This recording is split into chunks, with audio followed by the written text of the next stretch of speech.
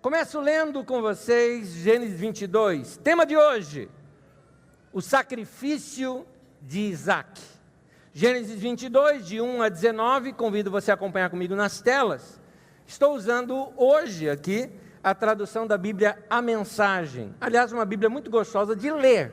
Ela não é própria para estudo e pesquisa, mas para leitura, torna a leitura muito leve. Então, se você quer ler longos textos das Escrituras, recomendo que você adquira uma. É interessante para nos ajudar bastante na leitura. Qualquer coisa, é só procurar na nossa livraria. Gênesis 22, de 1 a 19, diz assim: Depois de todas essas coisas, Deus resolveu testar Abrão. Então chamou: Abrão. Abrão respondeu: Pois não, estou ouvindo. Ele disse: Pegue Isaque, seu filho querido, a quem você ama, e vá para a terra de Moriá. Você deverá sacrificá-lo ali como oferta queimada, sobre um dos montes que indicarei. No dia seguinte, Abrão levantou-se bem cedo e pôs sela sobre o seu jumento. Levou consigo 2 jovens empregados e seu filho Isaque. Ele cortou a lenha para a oferta queimada e partiu para o lugar indicado por Deus. Depois de 3 dias, olhou para cima e avistou o lugar ao longe. Abrão disse aos empregados: Fiquem aqui com o jumento. Eu e o garoto iremos até lá em cima para prestar culto e depois voltaremos para cá. Abrão entregou a lenha para a oferta queimada a Isaque, para que ele a carregasse. Levava consigo ainda a pedra de fogo e a faca, e os 2 seguiram juntos. A certa altura, Isaque disse a Abrão: Pai? Sim, meu filho. Aqui estão a pedra de fogo e a lenha, mas onde está o cordeiro para a oferta queimada? Abrão respondeu: Filho, Deus vai providenciar o cordeiro para a oferta queimada. E continuaram caminhando. Finalmente chegaram ao lugar indicado por Deus. Abrão edificou um altar e arrumou a lenha sobre ele. Depois amarrou Isaque e o pôs sobre a lenha. Em seguida, estendeu a mão e pegou a faca para matar o seu filho. Na mesma hora, um anjo do Eterno chamou do céu: Abrão, Abrão! Pois não, estou vindo. Não baixe a mão sobre o garoto, não toque nele. Agora sei que você teme a Deus e como é destemido. Você não vacilou em pôr seu filho amado, sobre o altar para oferecê-lo a mim.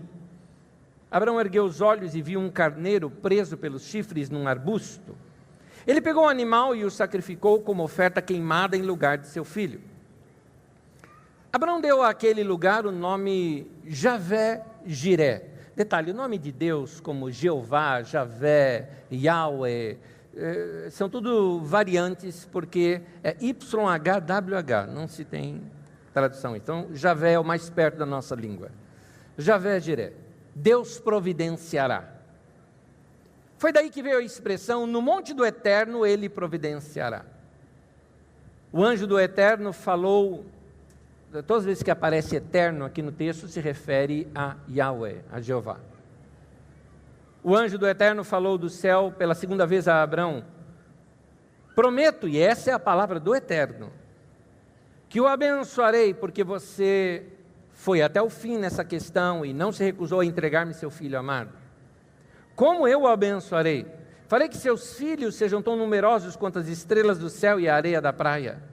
E seus descendentes derrotarão os inimigos. Todas as nações da terra serão abençoadas por meio dos seus descendentes, pois você me obedeceu. Abrão retornou até onde estavam seus jovens empregados. Eles juntaram suas coisas e voltaram para Berseba, e Abrão estabeleceu-se em Berseba. Eu imagino quem estiver lendo esse texto pela primeira vez, alguns incômodos ao ler esse texto. O que você faria se você estivesse na sua casa? Vamos imaginar que você morasse num prédio. E você olha para a casa do vizinho mais baixa do que a sua, e você vê sobre a laje daquela casa um homem amarrando o filho dele sobre um altar e já pegando uma faca. O que você faria? Ou se você soubesse que algum homem dissesse, olha, Deus mandou eu sacrificar meu filho, imediatamente você chamaria o conselho tutelar, polícia, vamos resolver isso. O que você faria se um pregador, se um mensageiro chegasse para você e dissesse, em nome de Deus, Deus está mandando você entregar o seu filho? O que você faria? Você quer devolver a pergunta? Anésio, se Deus falasse com você, entrega o seu filho, o que você falaria? Eu falaria, não quero servir um Deus como esse. Você não tem medo de falar uma coisa dessa? Não, eu não tenho medo. E é isso que eu quero te falar. Quero te falar sobre o medo. Mas já já a gente vê. Conhecendo o que você conhece hoje sobre Jesus, o que Jesus falou do Pai, como Deus revela para nós, Deus como um Pai amoroso, maravilhoso, não parece que não bate a imagem que Jesus nos passa de Deus, e essa que a gente está lendo aqui? Hoje ele não pediria isso, mas nos tempos de Abraão ele podia pedir. Qual a diferença?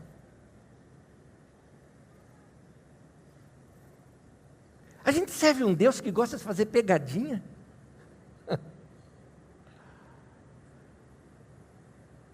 Minha esposa não gosta de susto e ela detesta pegadinha. Eu imagino alguém fazer pegadinha assim com ela. Deus fazer? Não dá. Agora, Deus conhece tudo, não conhece? Deus não conhece o nosso coração? Sim, sim. Deus não sabe tudo que se passa no meu coração e no seu coração? Então para que fazer teste? Se Ele já sabe. Alguma coisa está errada, que não está batendo. A gente acabou de ler um texto que Deus fez isso, e que Deus testou, e que Deus pediu um filho. E aí eu estou contra-argumentando, mostrando que isso não bate com o caráter de Deus. Alguma coisa está errada. Mas não tem nada de errado com a Bíblia.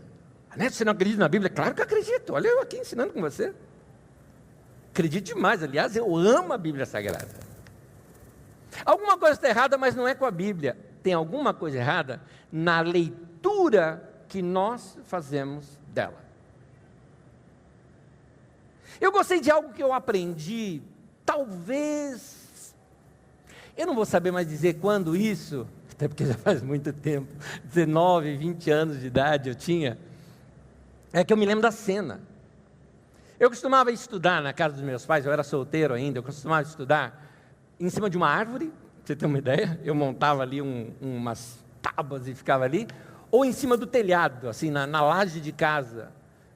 Tinha árvores bem frondosas, bem grandes, e fazia uma sombra gostosa sobre uma laje, e eu gostava de subir ali para estudar, era gostoso estudar ali, era quieto, tranquilo, gostoso.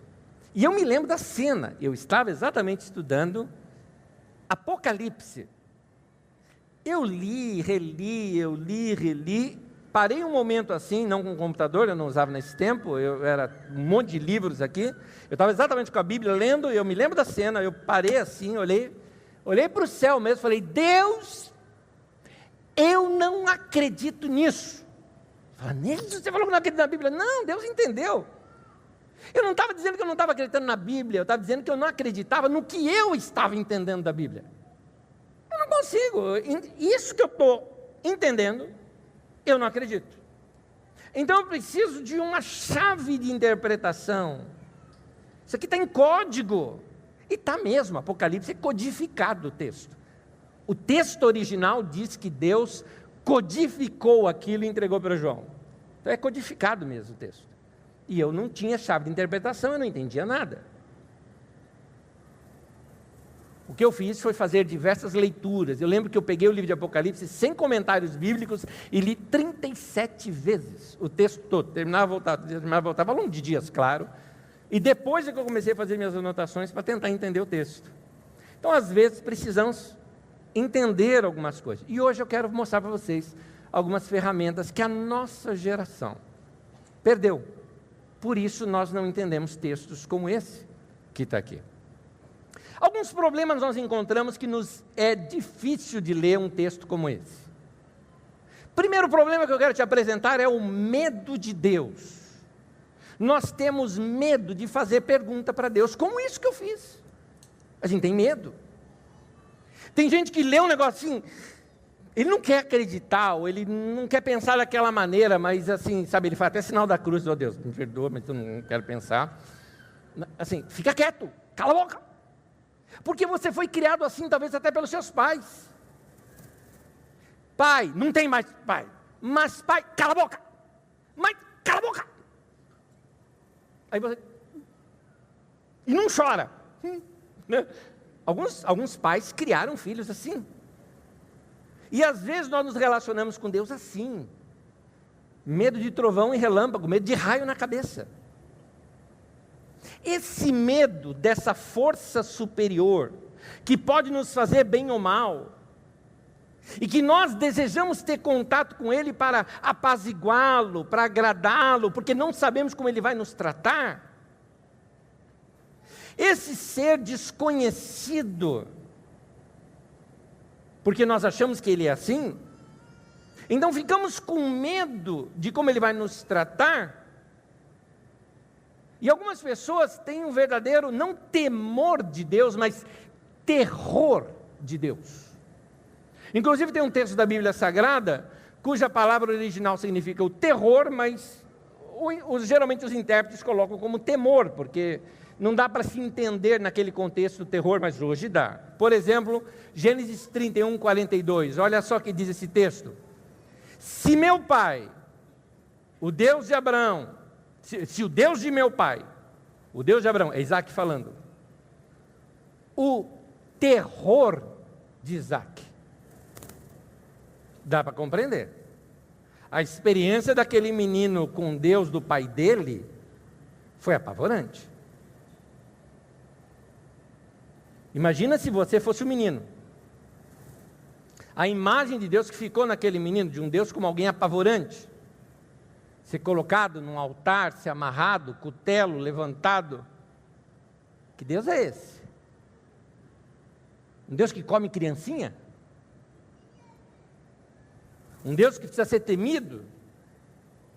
Um Deus que tem prazer em nos deixar assustados? Por termos medo de Deus, temos receio até desses pensamentos que eu estou te dando aqui agora. Tem gente que já está até assim, no final do casamento, onde você quer chegar? Ai, meu Deus do céu. Calma, calma.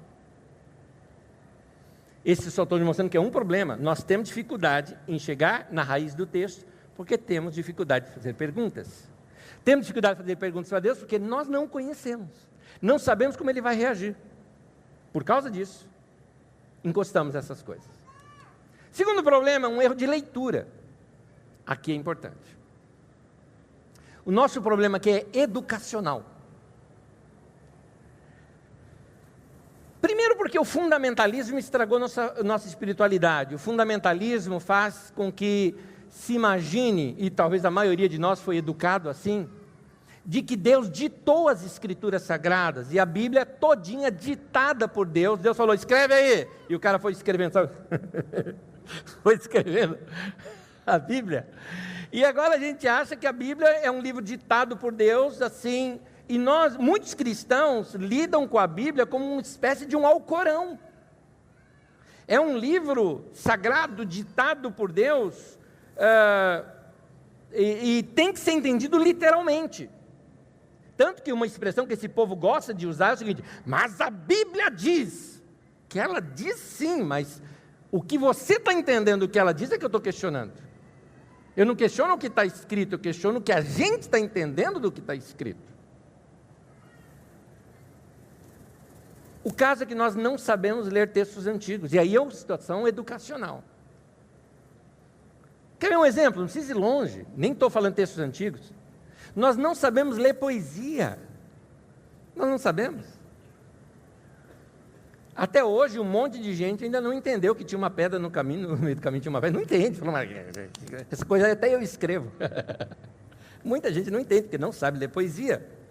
Não nos ensinaram a desfrutar um texto Me permita, aos líderes da nossa educação brasileira, a minha crítica, mas quando você dá um livro para uma criança de escola e vai fazer prova daquele livro, você deixa tão tensa que ela tem que decorar o livro. E livro não é livros, principalmente livros de poesia ou livros com alguns ensinos maravilhosos, não são para ser decorados, eles são para ser desfrutados.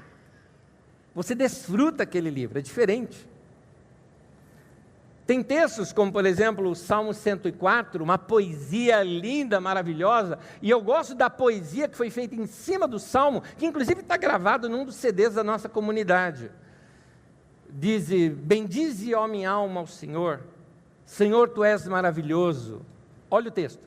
Vestido de glória e majestade, coberto de luz como de um manto, são as cortinas da tua morada, os céus, numa noite estrelada. E aí vai, na poesia, você vai ter que se lançar dentro do texto, para começar a compreender toda a beleza desse texto. Nós não sabemos ler poesia. Nós também somos fracos em história.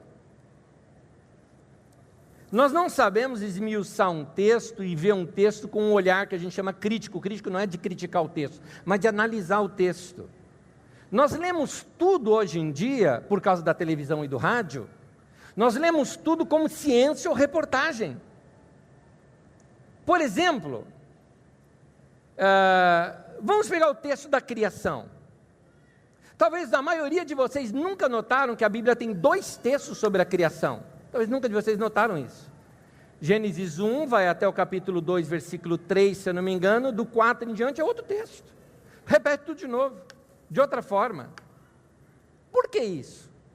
São textos, inclusive, de eras e épocas diferentes. O próprio hebraico do texto é diferente. Por que isso?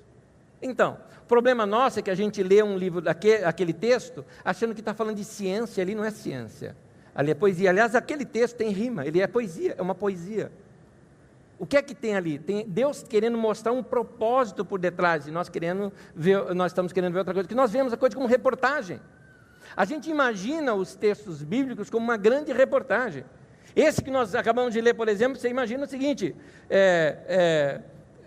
me dê imagens, aqui agora do helicóptero nós estamos captando um homem está levando o seu filho aqui agora, e a gente começa a examinar o texto dessa maneira. E ele amarrou seu filho, olha lá, produção, tal. A gente imagina isso. Não é isso que o texto não é para ser visto dessa maneira. A gente imagina uma cena que aconteceu, factual. Não entendemos poesia, mitologia, lenda, a gente não entende nada disso. Não sabemos ler isso. Não estou dizendo que é todo mundo, quem aqui já estudou literatura tem mais facilidade com isso. Nós erramos em ler esses textos antigos como se fossem reportagem. Minha mãezinha, tadinha, na boa intenção dela, me contando a história de Adão e Eva. E Deus pegou, pôs sono no Adão, e tirou uma costela de Adão e fez a Eva. Mãe, então, o homem tem uma costela a menos? Cabeça lógica. Minha mãe, meu filho, o homem tem uma costela a menos que a mulher. Que decepção quando na escola eu descobri que não. A gente olha os textos dessa maneira. A gente olha tudo como literalidade. Deus fez um boneco de barro, assoprou, virou homem. E aí? Aí surgem as perguntas. Adão tinha ou não tinha umbigo? O umbigo vem do cordão umbilical da mãe. E aí, tinha ou não tinha? Aí você imagina um Adão sem umbigo. É um negócio estranho. Eu particularmente já acho que ele tinha. Porque assim que Deus fez o homem, e o homem chegou assim para Deus, sabe como que é? Deus, estou sozinho, tudo mais, né? Senhor, tem o leão e a leoa, né? Tem, todos os animais têm o seu par. Eu estou sozinho, podia fazer uma para mim. O barro ainda estava mole, e Deus chegou assim e falou, danadinho, hein? Aí ficou o buraco. Eu acho que é por aí. Primeiro umbigo. Alguns textos bíblicos A serpente falando com a mulher. É estranho. A arca de Noé. Cabia todos os bichos ali? E os do mar? E o bicho preguiça? Porque o bicho preguiça só dá nas Américas. Ele atravessou a nado, foi lá, né, na região da Mesopotâmia, entrou dentro da arca, desceu ali na Turquia e voltou para a América. Sem morrer no caminho, porque não tem nenhum rastro de fóssil por ali.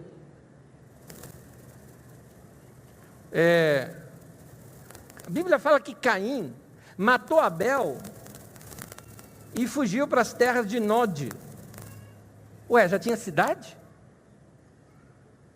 Não tinha Adão e Eva, Caim e Abel? Ele casou com quem?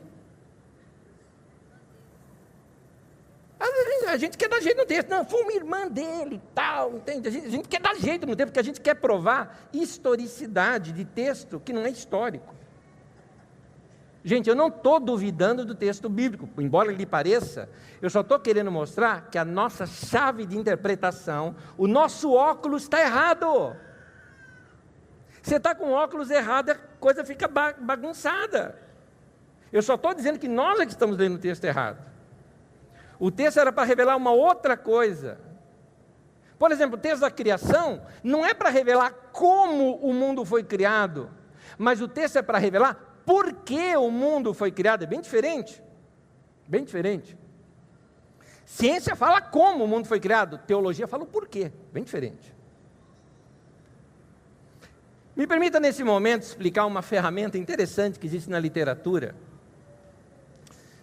que era muito usado pelos antigos, na história antiga, muito usado. Aliás, eu diria que quase todos os textos que nós temos hoje de história antiga, eles usam disso, mas nós não utilizamos na nossa geração, por isso nos é desconhecido.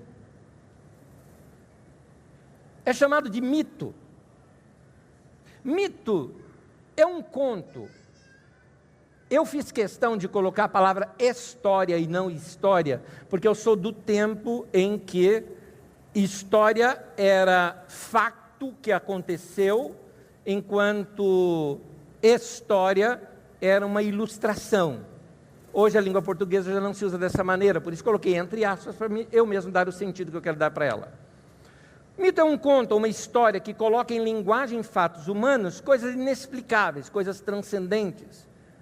Como explicar algumas coisas, como o medo, por exemplo? Como explicar? Antes de nós aprendermos um pouquinho mais sobre mito, deixa eu esclarecer o uso desse vocábulo, porque o vocábulo também já se tem um outro sentido para nós aqui, o vocábulo. Por exemplo, hoje, popularmente, mito, quando a gente fala mito, pode ser algo negativo, que é o mais usado. Por exemplo, é a noção de algo que é falso. Tem um mito por aí que o povão não gosta de música erudita. Então, a gente usa a palavra mito como sendo algo falso. Ou, por exemplo, quando algo não pode ser provado, que não se existe ou não, é aquela história. O mito da cidade de Atlântida. Nota, sempre então, quando vai falar de mito, a gente pensa em algo negativo. Mas não é disso que eu estou falando. Algumas vezes também se confunde mito com lenda. Quando se pega um personagem real da história, criam-se histórias ao redor daquele personagem. Fala, isso é um mito que se conta acerca dessa pessoa, não é? Não se sabe se é verdade ou não. Então, por isso, mito se confunde negativamente com uma história fantasiosa. Não é isso que eu estou fazendo do uso do termo. Outras vezes, mito também é usado positivamente. Quando você refere a uma personalidade de destaque no meio artístico, no esportivo, no cultural, alguém que é reverenciado pelo que ele faz pelo público, por exemplo, Pelé, um mito do futebol, Tom Jobim, um mito da música brasileira. Os São Paulinos consideram agora o seu ex-goleiro um mito, e o cara realmente é. Vamos lá, eu sou corintiano, mas reconheço. O cara é extraordinário as habilidades que o cara tinha. Usamos isso como mito? Na literatura, mito não é nada disso. Em literatura, quando nós usamos a expressão mito, nós estamos falando de uma ferramenta poderosíssima de explicar verdades e conceitos usando imagens e personagens criados. Qual é a nossa dificuldade em compreender mito? Primeiro, pela má compreensão da expressão mito, como nós mesmos dissemos aqui. A gente sempre pensa como algo negativo, algo falso, algo... E isso por si já é uma barreira para nós.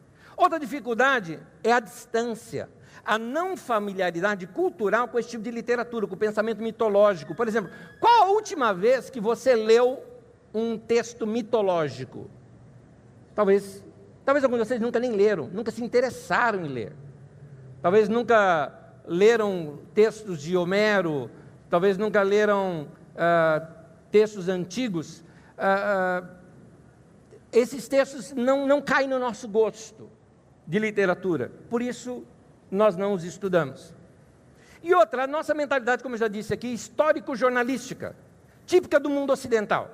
Para nós, o que é histórico, o que realmente aconteceu, aquele fato é o que tem valor. E nós não sabemos trabalhar com mitologia. Então, explicando para você o que é mitologia, para a gente poder entender, voltar no nosso texto, na história antiga, não existia filosofia. Filosofia praticamente surgiu com os gregos. E hoje nós temos o pensamento filosófico na nossa sociedade. Muita filosofia nós temos na nossa sociedade. Filosofia, conforme surgiu com os gregos, mesmo eles estavam utilizando largamente essa ferramenta de mito. Você já ouviu falar da mitologia grega, por exemplo? Eles usavam essas figuras, esses contos, histórias mitológicas, para tentar explicar alguns conceitos, explicar nos homens dos seus dias a razão, os porquês das coisas. Aquilo era natural para o povo antigo. Quando se contava uma história, é como uma parábola. Você não precisa saber detalhes da parábola. O que precisa saber é a lição da parábola. Por exemplo, se eu conto aqui a parábola do filho pródigo. Um homem tinha 2 filhos. O mais velho servia o pai, mas o mais novo chegou para o pai e falou: pai, eu quero a minha parte dos bens, eu quero a minha parte, eu vou sair, tudo mais. Aí você me interrompe. Qual era o nome desses filhos? Eu não sei. Mas, por que você não sabe? Não, então, mas a parábola não importa isso na parábola. Entendeu? Não, você não sabe o nome do filho, então não é verdade, sabe essa história. Entendeu? Às vezes a gente se pega em detalhes de texto que não são interessantes. Por quê? Parábola não se lê assim.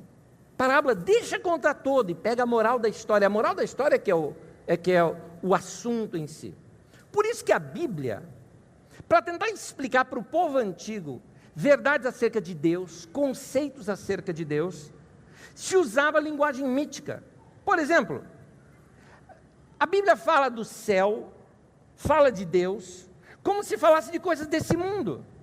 Por exemplo, para explicar o poder de Deus, como é que descreve Deus? Ele está sentado num alto e sublime trono. Hoje, você acha que Deus precisa de um trono para sentar? Vamos ser sinceros, você acha que precisa? Literalmente precisa? Aí se eu digo, não, está vendo, esse texto não é então para ser lido literalmente. Você fala, não, então isso não é verdade. Claro que é, querido, você não está entendendo. A melhor figura que se tem para um povo daquela época, cujo maior poder na terra era um grande imperador que se passava por Deus e mandava em tudo, para mostrar que Deus está acima dele, diz que o trono de Deus está acima do trono dos imperadores. Pronto. O povo da época entendeu. Para nós precisa de explicação. Quando vai falar do céu, fala de uma cidade. Fala de ruas de ouro. Você realmente acredita que o céu precisa de ouro? Ou não dá para entender que o que quer dizer é o seguinte: qual é a coisa mais valiosa que tem na terra? O ouro? Então, lá no céu isso é chão. Entendeu? Querendo mostrar que a riqueza humana, o top da riqueza humana, é nada diante das coisas eternas. É isso. Então se trabalha, isso é linguagem mitológica, e eu não estou nem falando de Velho Testamento, hein? Estou falando de Novo Testamento, que trata dessas coisas. Então mitologia é assim, ao invés de formular conceitos, narra-se uma história, usando símbolos, mostra a coisa de forma simbólica.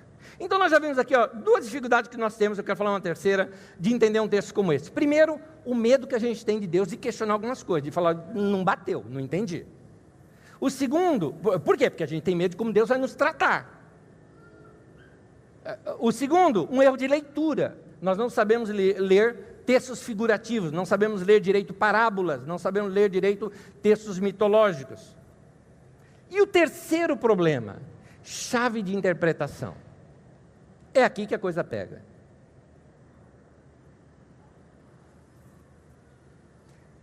Primeira coisa que você precisa aprender sobre chave de interpretação bíblica, você precisa olhar para Jesus.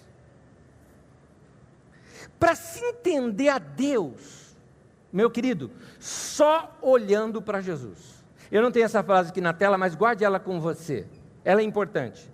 Jesus é a tradução de Deus para nós. Nós não entendemos a Deus sem essa chave de interpretação.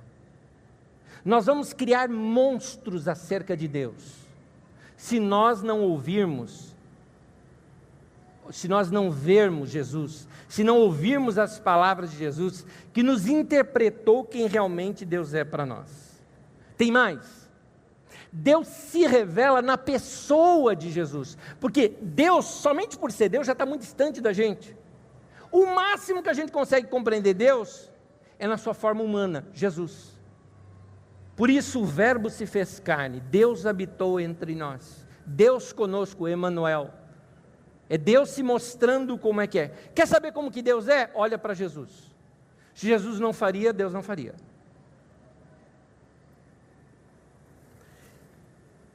Jesus é tudo o que um homem poderia entender sobre Deus. O máximo da revelação de Deus está em Jesus. Hebreus capítulo 1, versículo 3 diz assim: o Filho é o esplendor da glória de Deus. E aqui a frase, e a expressão exata do seu ser. Quem Deus é se revela em Jesus. Dá para você notar o quanto Jesus ama? Deus é assim. Jesus era compassivo? Deus é assim. Jesus aceitava todos, trabalhava com todos? Deus é assim. A percepção exata de Deus é Jesus. É a partir dele que nós temos que reler tudo que foi dito sobre Deus. Entenda a minha expressão aqui coloquial. Precisamos pegar os óculos de Jesus e entender as Escrituras. Aí a gente faz uma releitura. Ele é a exata expressão de Deus. E um detalhe, por que ele é a exata expressão de Deus? Porque é a única pessoa nesse mundo que sabia tudo sobre Deus. Ele estava junto dele. E veio aqui ao mundo para nos falar dele. Por quê? Porque nós estávamos com uma ideia errada sobre Deus. Tanto que, por exemplo, Mateus 5, versículo 43 em diante, diz assim, olha Jesus corrigindo os ensinamentos. Vocês ouviram o que foi dito? Ame o seu próximo e odeie seu inimigo. Eu imagino o povo, é isso aí, ouvimos, é isso mesmo. Inimigo a gente, dá umas bolachas. Pera. Isso não está na Bíblia. Ame o próximo, está lá no livro de Levítico. Agora, odeie seu inimigo, não tem. Mas o povo da época achava que era. Aí Jesus corrige, mas eu lhes digo, amem seus inimigos e orem por aqueles que os perseguem, para que venham a ser filhos de seu Pai que está no céu. Porque Ele faz raiar o seu sol sobre maus e bons, e derrama chuva sobre justos e injustos. Deus ama a todos, você como filho deve amar também. Queridos, a melhor parábola que eu encontrei, escrita por dois irmãos, é essa que eu vou lhes contar agora, que eu já contei algumas vezes aqui na Carisma, mas cai muito bem repeti-la agora novamente aqui. Ela nos explica bem como é que Jesus explicou no seu tempo como era o Pai. Olha só. Tinha uma rodinha de amigos, e esses caras estavam olhando assim, era numa faculdade, e eles estavam olhando uma fotografia, um recorte assim de um jornal, mas só tinha foto. E naquela foto tinha um cara bravo, quase que espumando assim, sabe quando o cara está nervoso e a boca está até distorcida, e apontando o dedo ainda assim, o fotógrafo pegou uma cena fantástica. No momento de uma declaração veemente do cara, pegou aquele clique. E os caras estavam falando assim, conversando entre eles, ele falou: você já pensou ter um chefe assim? Terrível, hein? Esse cara deve ser insuportável. Ó, tá louco. E conversando ali entre eles, nisso está chegando um cara, amigo deles. Galera, beleza? O que vocês estão fazendo aí? Não, vendo essa foto? Olha essa aqui, cara, meu. Já pensou, meu? Andar com um cara desse, ter um chefe assim? Ele falou, gente, é meu pai. Aí os caras, sujou. Mano, assim, peraí, desculpa, tal, não, mas assim, olhando essa foto, assim, não é por nada. Se é terrível ter um chefe assim, imagina um pai como esse, deve ser horrível. Como é que anda? Fala pra gente, como é que você convive com cobra desse aqui? Ele falou, não, vocês não sabem nada do meu pai. Meu pai é muito gente boa. Meu pai, aliás, você quer saber, é o meu melhor amigo. Meu pai é gente boa, bondoso, generoso, um cara amoroso. Aí os caras olham para a foto e olham o que o cara está falando. Falam, pera, não está batendo o que você está falando com o que a gente está vendo na foto. Ele falou, eu vou explicar para vocês. Meu pai é advogado. Tem uma situação de uma família pobrezinha que estava num terreno, e ali ela tinha o sítiozinho deles, a casinha deles. Uma empresa grandona dessas que chega para arrasar dentro de uma cidade, chegou querendo comprar tudo e a família não quer vender, é propriedade, herança ali da família.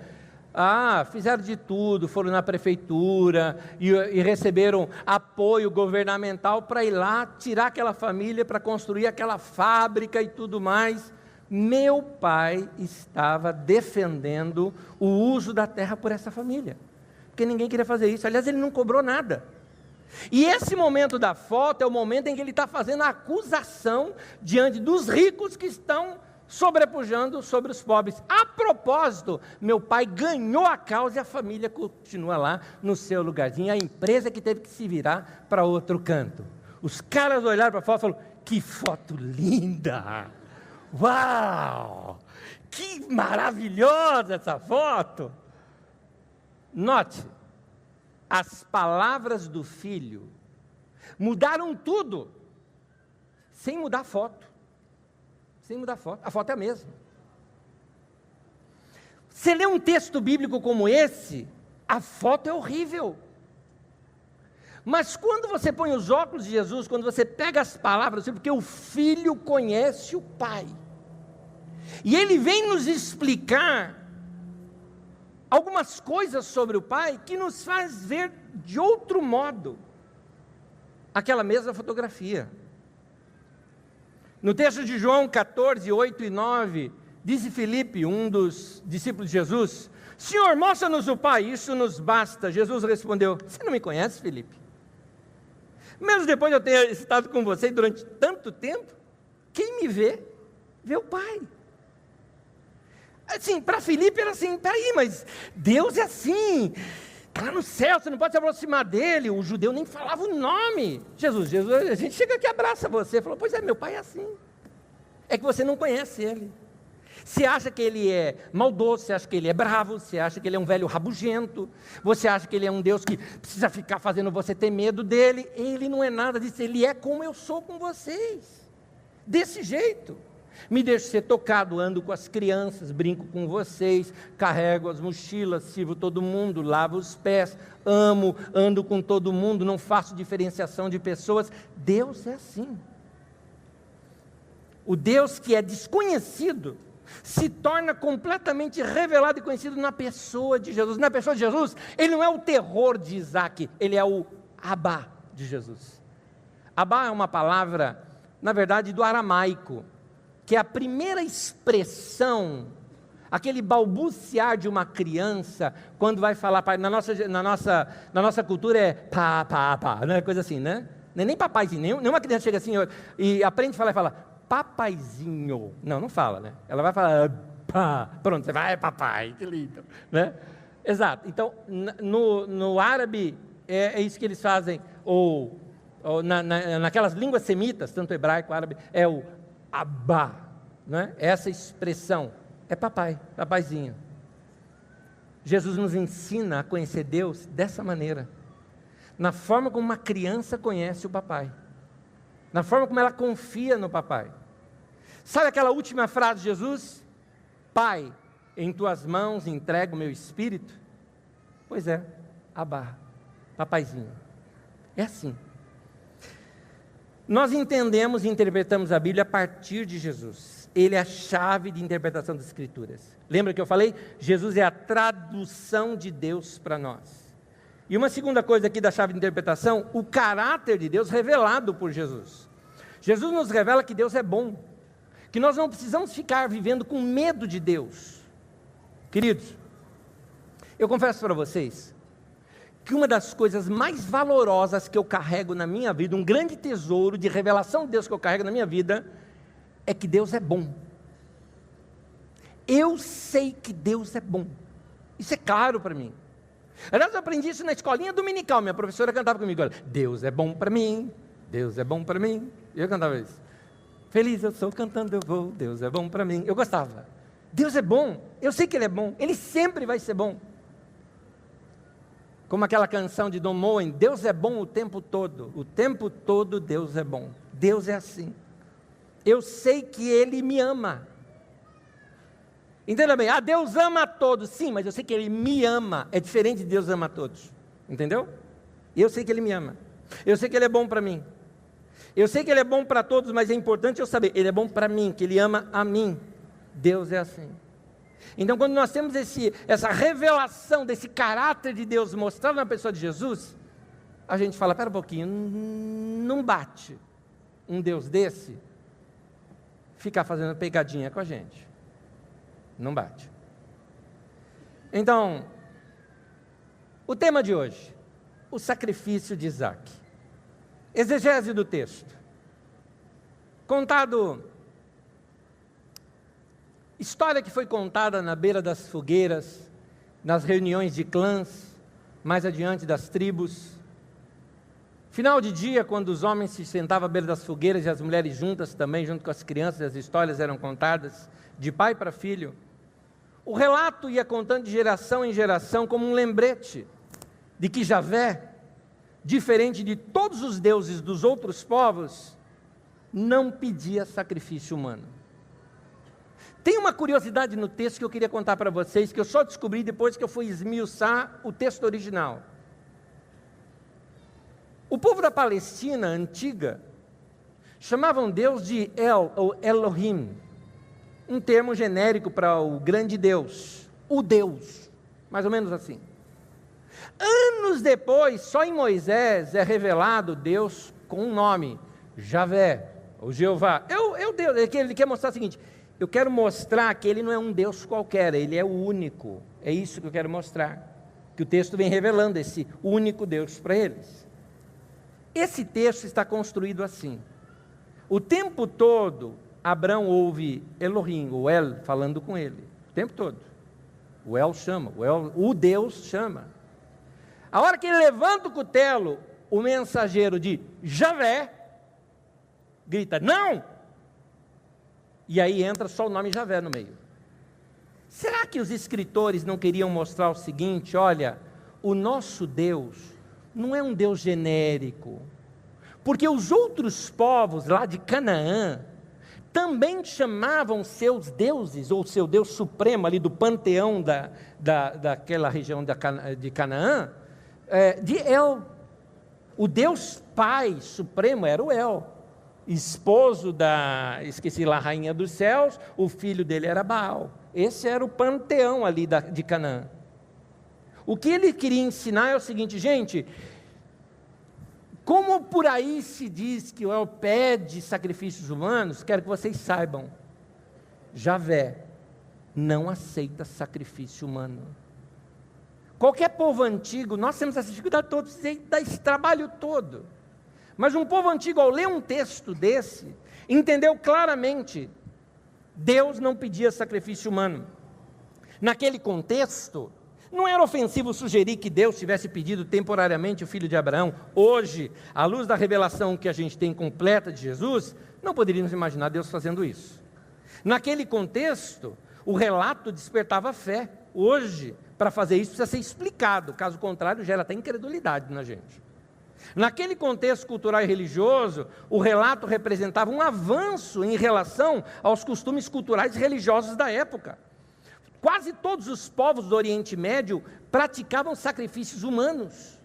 Inclusive dentro da própria nação de Israel aconteceu isso. Há um dos reis que sacrificou seu próprio filho num altar para um deus qualquer.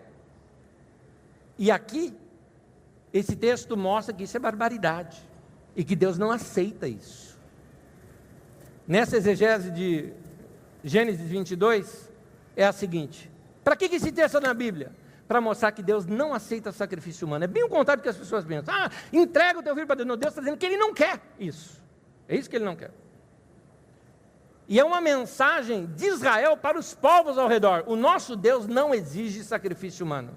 A mensagem era um repúdio à prática de sacrifícios humanos presente nos povos vizinhos de Israel. Hermenêutica. Como nós vamos entender esse texto para nós hoje? Quero deixar aqui algumas lições muito rápidas aqui para nós, que vão se tornar como lições para nós desse texto que acabamos aqui de interpretá-lo. Primeiro, Deus não tem prazer no nosso sofrimento. É bom que você saiba disso. Querido, Deus não é sádico. Te dá algo para pedir de volta. Deus não é assim. Deus não brinca com as nossas emoções e os nossos sentimentos. Deus não é assim, não.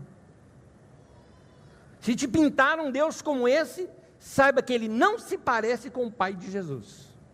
É uma caricatura de Deus que te deram. Tradução da Bíblia, a Mensagem, texto de Tiago 1,15, diz assim: ninguém que esteja passando por lutas pode ter a cara de pau de dizer, eu gostei dessa expressão, é Deus que está me tentando. Deus não tem nada a ver com isso. E Ele nunca põe o mal no caminho de ninguém. Ponto. Quem escreve isso? Quem disse isso? Tiago. Tiago, irmão de Jesus. Um dos líderes na igreja em Jerusalém. Ele nos revela esse caráter de Deus, que ele aprendeu com o próprio Jesus. Então, meu querido, saiba disso. Deus não tem prazer no nosso sofrimento. Segundo, Deus não quer nos aterrorizar. Ele não precisa se impor. Deus não precisa colocar medo para manter sua autoridade. Deus não precisa botar medo em você para você obedecer, está entendendo? Deus não precisa bater na mesa e falar forte assim, para você poder ter medo dele e obedecer. Deus não precisa disso. Quem faz isso são humanos. Pais, líderes, chefes, governantes, homens fracos e inseguros, que se fazem de durão para serem temidos e assim manipularem as pessoas. Pastor faz isso também. Vixe, quantas vezes eu já vi pastor bravo, assim, botando medo na gente, ordenando coisa em nome de Deus, e aí você vai fazer o quê? O cara é homem de Deus, cara. Depois de Deus tem o cara. Ele é a quarta pessoa da Trindade de Deus, Pai, Filho e Espírito Santo e o cara. Deus não é um pai chato. Está entendendo? Deus não é um pai chato. Alguns de vocês foram criados com um pai crica, qualquer coisa. Quieto, menino. Hora do repórter. Tinha que ficar quieto. Deus não é assim. Deus não é chefe chato. Deus é bondoso. E uma das coisas que a Bíblia fala é que o amor dele nos constrange. O que é que o amor constrange? Sabe quando você ama tanto? Ou melhor, alguém te ama tanto que quando te pede uma coisa não tem como dizer não. Minha mãezinha era assim. Aquela mulher era um doce, dócil demais, servia o tempo todo. Se ela chegasse e falasse, posso pedir uma coisa? Claro, claro, qualquer coisa, pode pedir. Meu pai era um cara muito legal, ele usava isso para evangelizar. Meu pai era muito joia. Meu pai ele era tímido, né? Ele não sabia ficar pregando para as pessoas. Então o que ele fazia? Ele servia as pessoas, ajudava os vizinhos a construir casa, ia ajudar a carregar coisa, carpir quintal, ele ia lá ajudar. Quando lá em casa tinha muita árvore com fruta, ele colhia as frutas, levava na casa dos vizinhos, batia lá na porta da casa dos vizinhos, não é para vender não, estou te dando, escolhe aqui para a tua família. Todo mundo gostava do seu Mané, todo mundo gostava dele. Uma vez por ano tinha campanha evangelística na igreja do meu pai, tinha que levar visitante. O que meu pai fazia? Ia lá na casa do vizinho, né? Vizinho, seu Mané, como é que tá? Tudo bem, tudo bem. Posso te pedir uma coisa? Todo mundo ia falar o quê? Claro, seu Mané. O que você pedir eu faço. Então, queria te convidar para ir num culto na minha igreja. A igreja tinha 35 membros, numa vez só tinha 42 visitantes que meu pai levou. Que coisa. Seu Mané. Amor que constrange, está entendendo? Deus nos lidera assim, está entendendo? Deus governa a nossa vida assim, por isso você não tem que ter medo de entregar seu coração para Jesus. Tem gente que é assim, se eu entregar minha vida para Deus, quer ver um hino que a gente detesta cantar? Muita gente tem medo de cantar, tudo entregarei, ai Deus, principalmente quem está namorando. Deus, se eu entregar minha namorada, você vai mandar parar. Então, eu não sei se a gente entrega. Entendeu? A gente acha que Deus é sádico. A gente acha que Deus é sádico. Deus não nos lidera assim. Deus não vai governar a sua vida dessa maneira. Ele vai nos liderar pelo amor. Ele vai te amar tanto, que você vai falar o seguinte, quer saber uma coisa? É irresistível servir um Deus como esse. Amém. Deus nos ama tanto que é irresistível lhe dizer não. Grava isso, Deus não quer te controlar através do medo. A tática de controlar as pessoas através do medo é uma tática bem antiga. Todo sistema controlador, governos, pais dominadores, usam do artifício do medo para controlar as pessoas. Agora, a religião usa e abusa disso. Algumas, como não dá para fazer você ter medo de Deus, cria um diabo, assim, um diabão. É o diabo para cá, é o diabo para lá, cuidado. É assim, não é Deus que está te olhando, o diabo está te olhando. O diabo tenta daqui, o diabo tenta dali, o diabo te persegue. Tem gente que chega ao ponto, olha só, talvez você esteja assim aqui hoje, hein? Eu já ouvi gente falando comigo isso aqui. A pessoa dizer o seguinte, olha, eu nem falo as minhas orações, eu só oro em pensamento para o diabo não escutar. Meu Deus! Você precisa de duas coisas, meu querido. Primeiro, uma libertação de entender a palavra de Deus. Segundo, um psicólogo, porque a coisa está feia. Você criou um monstrão aqui do teu lado. Teu diabo é imaginário, você não percebeu? Você criou um monstrão. Tem gente que o diabo dele é grande demais, é maior do que Deus. Parece esses filmes de super-herói. Já viu o filme de super-herói? Eu lembro quando eu era criança, assistia Ultraman. O bicho apanhava, que era um negócio, os monstrão vinham, apanhava, na última hora ele vencia. Às vezes a gente pensa que Deus é assim, a hora que está quase perdendo a batalha, ele ganha. Isso é historinha, gente, mas não revela nem o caráter de Deus, e nem essa ignorância de diabo que criaram na tua cabeça. Você não acredita no diabo? Não, a Bíblia fala do diabo. Sabe o que ela fala? Fala que Jesus lá na cruz triunfou sobre principados, potestades e todo o poder do inimigo, e a Bíblia diz que ele foi reduzido a nada. E Jesus, no fim de tudo, diz aos seus discípulos, toda autoridade, todo o poder me foi dado no céu e na terra. Diante disso, sobrou quanto para o diabo? Nada. Então, para mim, isso que é o diabo, nada. Porque Jesus é tudo. Amém? É isso. Simples assim. Simples assim. Quanto mais se aprende Deus, menos você precisa saber sobre o diabo. Tem gente que estuda o diabo, já viu? Tem gente que estuda o diabo. Precisamos estudar o diabo. Precisamos... Aliás, mas a Bíblia diz que nós não ignoramos seus ardis. Claro, eu não ignoro o ardis do diabo, eu não ignoro o cara que... Quando eu vou atravessar na faixa de segurança, eu não ignoro o ardis do camarada que está vindo e que pode não parar o carro. Eu não ignoro nada nessa vida. Mas ter medo do diabo, faz favor. O ensino de Jesus vem para quebrar essa religião do medo. O ensino de Jesus vem para quebrar tudo isso. Ninguém deve servir a Deus por medo. Amém, queridos? Última coisa que eu quero te falar, vou pedir que você acompanhe comigo em pé, por favor.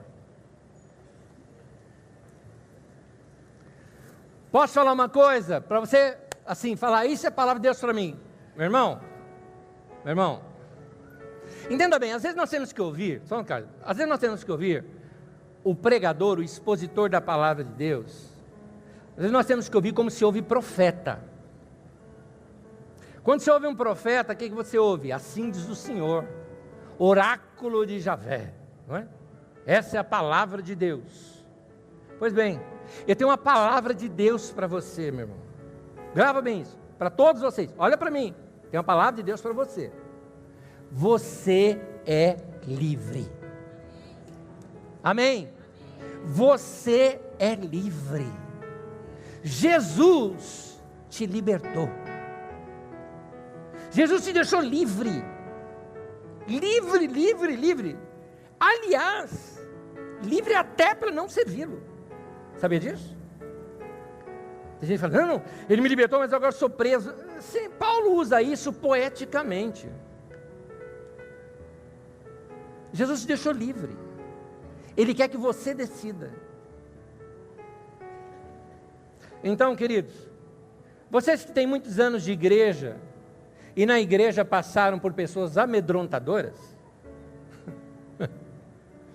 Deixa eu dar uma pergunta, vai. Antes de terminar aqui. Vamos lá, vai. Sem medo, sem medo. Quem aqui já foi excluído de igreja? Aê, os bodes, aí, ó. Eu também já fui. Pastor, já foi excluído da igreja? Fui. O que se fez? Falei em línguas. A igreja tradicional falou que aquilo era do diabo e me mandou embora. E aí? Então, você acha que Deus me excluiu? Não.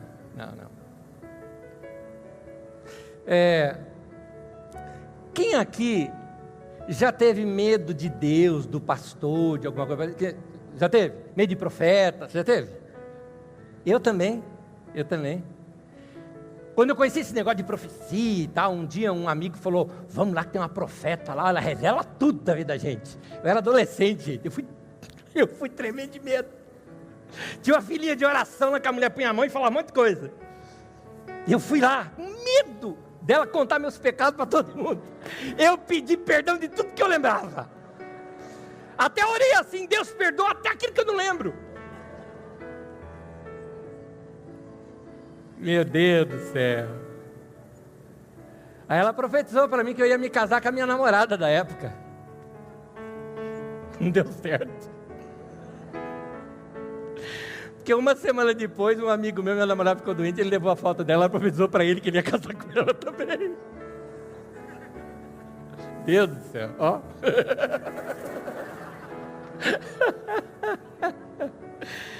Ai. Não tenha medo de profecias que te ameaçam. Não tenha medo de profetas. Entenda profeta, ó, dentro do meio pentecostal, ou profeta dentro do mundo tradicional, o que você quiser entender. Qualquer pessoa que fala em nome de Deus, não tenha medo de profetas que querem te controlar pelo medo. Não tenha medo de apóstolos que querem ser temido e obedecido. Por isso que usa o nome apóstolo, né? Que é o nome mais forte ainda, né? É um apóstolo falando, né? Quem segue isso deveria usar um hífen, é apóstolos. Não tenha medo de maldições. Alguns de vocês falam, não sei nada disso. Louva a Deus, levanta a mão para o céu, você nunca passou por isso. Mas já teve gente aqui que falou o seguinte, Anésio, quando eu falei que ia sair de uma igreja, Falaram que eu ia ser amaldiçoado. E que eu ia ficar num leito de enfermidade. Esse termo que se usa. Até que eu me arrependesse dos meus pecados e voltasse aqui para essa igreja tal. Para, meu irmão. Igreja só existe uma, e não é a Carisma. Tá? Igreja só existe uma, a igreja do nosso Senhor Jesus Cristo, no qual Jesus é que é o cabeça, você serve a Ele de todo o coração e ponto final. Você saiu de um lugar para outro, você não está saindo de uma igreja para outra, você está na mesma igreja, não é? Você está na mesma igreja.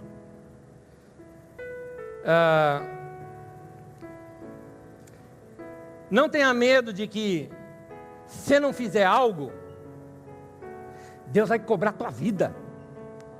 Vocês já ouviram essas coisas? Já ouviu alguma ameaça desse tipo? Eu já ouvi.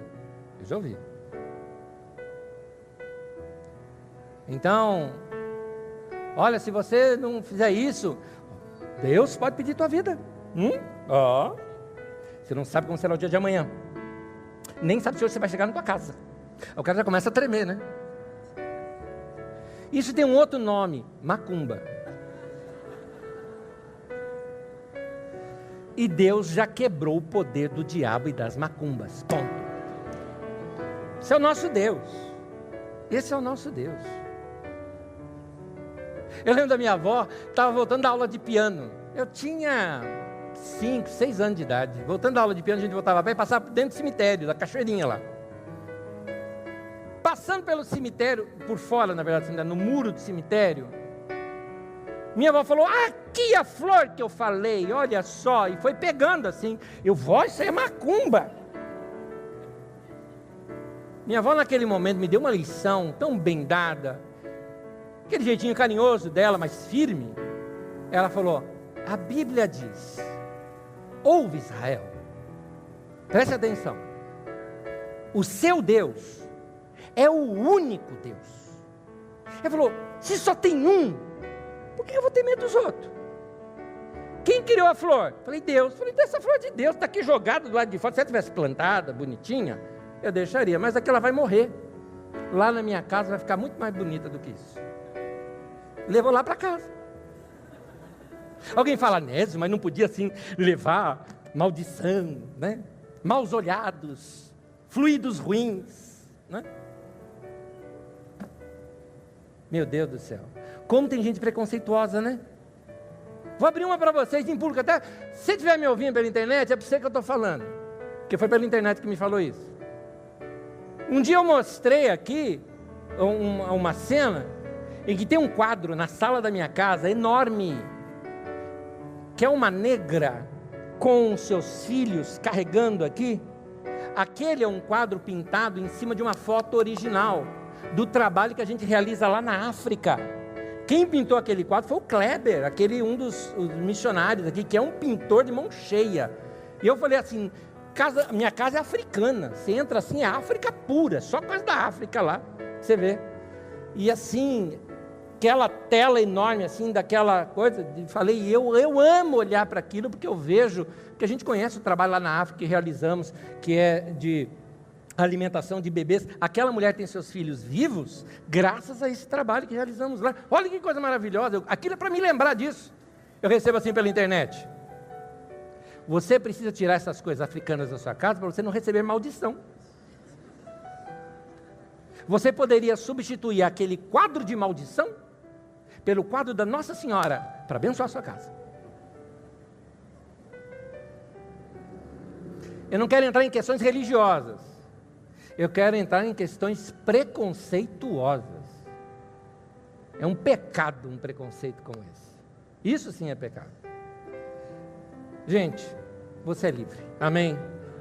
Seja livre da religião do medo. Amém? Seja livre. Deus não precisa testar você. Deus te conhece. Deus te conhece. Mas, Anésio, a gente não passa por testes na vida da gente? Sim, muitos deles. Mas Deus não precisa do teste para me conhecer. O teste é para eu me conhecer. Eu é que em algumas situações Preciso conhecer o meu coração e ver que meu coração algumas vezes é corrupto, meu coração me engana. Então eu preciso de alguns testes para me ajudar a me conhecer melhor. Mas não Deus. E o detalhe final, Deus já te conhece tanto, tanto, tanto, sabe tudo sobre a tua vida, que Ele já sabe até o que você fez e o que vai fazer. E um detalhe, antes de você nascer, aliás, muito tempo antes, quase 2000 anos atrás, lá na cruz, Ele perdoou. Antes de você cometer o seu pecado, Ele já te perdoou. Dá para não servir um Deus desse? Dá para ter medo de um Deus desse? Nosso Deus não come criancinha. Nosso Deus é amoroso. Quando a gente olha por Jesus, a gente entende agora as figuras. Vamos servi-los dessa maneira. Amém? Amém, queridos? Ao nosso Deus único e verdadeiro, a Ele o nosso louvor, nossa admiração.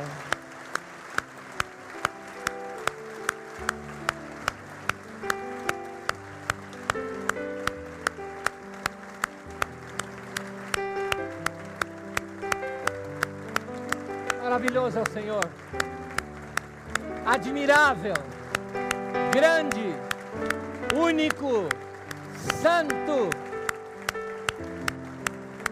Louvado seja o Senhor. Vamos orar. Ó Deus, obrigado pela revelação da Tua palavra nessa manhã, que nos levou para mais perto de Ti, nos levou a Te conhecermos melhor. Muito obrigado por se revelar a nós nessa manhã. Que a boa mão do Senhor, ao longo dessa semana, abra ainda mais os nossos olhos, para Te vermos em tudo que fazemos, em tudo que somos. Em nome de Jesus. Amém.